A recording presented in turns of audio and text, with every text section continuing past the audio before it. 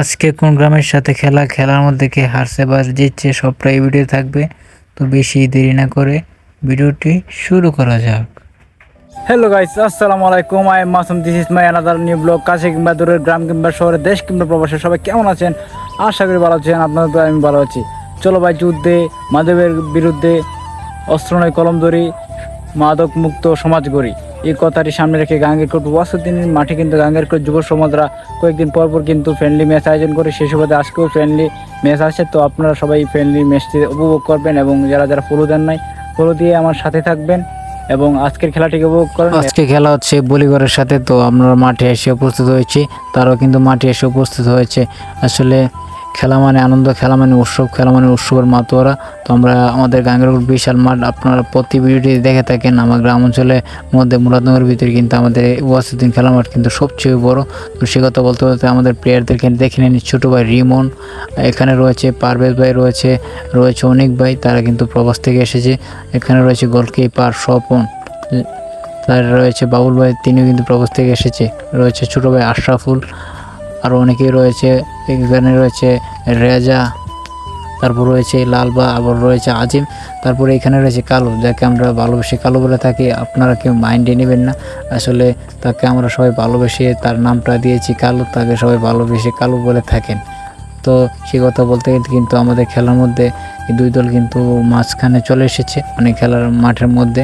তো এখানে খেলা শুরু হওয়ার আগে কিন্তু আমরা প্রত্যেক দলের সাথে কিন্তু কথা বলে নিই কতক্ষণ খেলা হবে, মানে কীভাবে খেলা হবে। যেহেতু ফ্রেন্ডলি ম্যাচ, আবার রয়েছে বৃষ্টি, যার কারণে একটু দেখে শুনে খেলার জন্য, মানে যে কে কাউকে আঘাত না করে খেলার জন্য।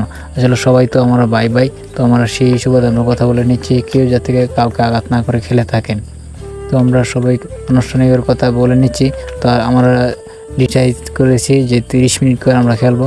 তো আমরা সেই কথা বলতে বলতে কিন্তু আমরা আমাদের কথা শেষ করে নিয়েছি। এক ম্যাচ পরে কিন্তু আমার দায়িত্ব আবার আমার কাঁধে এসে পড়েছে, মানে লেফারি দায়িত্ব। তো গত ম্যাচে কিন্তু নাজমুল ভাই তিনি লেফারি করেছে, তো আজকে আমার দায়িত্ব আবার লেফারি করে শুরু করতেছি।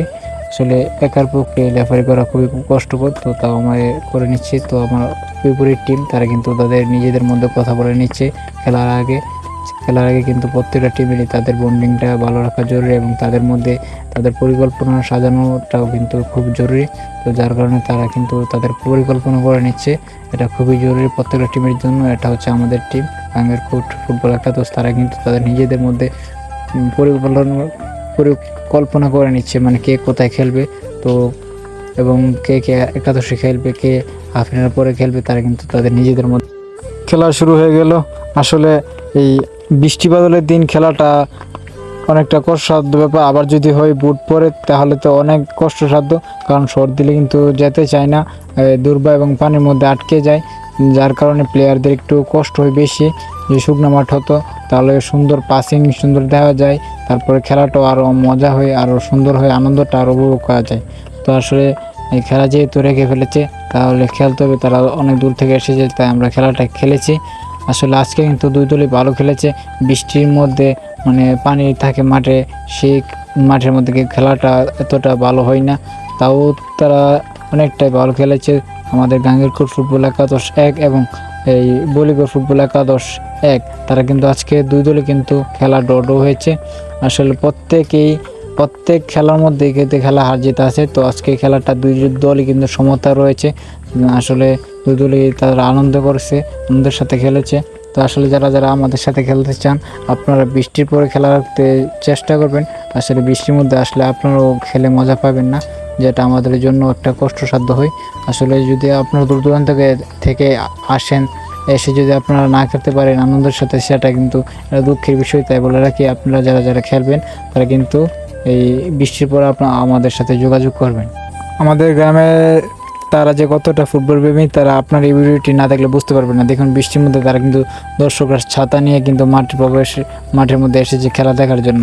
তাদেরকে অসংখ্য ধন্যবাদ জানাই, যারা আমাদেরকে সাপোর্ট করে আমাদের খেলা দেখে, তারা কিন্তু তাদেরকে আমরা অসংখ্য ধন্যবাদ জানাই। বৃষ্টি না হলে কিন্তু আরও অনেক লোক হতো। তো যারা আমার পেজটাকে ফলো দেন নাই তারা কিন্তু পেজটাকে ফলো দিয়ে পাশে থাকবেন। তো সবাইকে অসংখ্য ধন্যবাদ। আবারও দেখা হবে কোনো একটি ভিডিওতে। সবাই ভালো থাকবেন, সুস্থ থাকবেন। আল্লাহ হাফেজ। আবারও বলছি, যারা পেজটা ফলো দেন নাই পেজটা ফলো দিয়ে পাশে থাকবেন। ধন্যবাদ।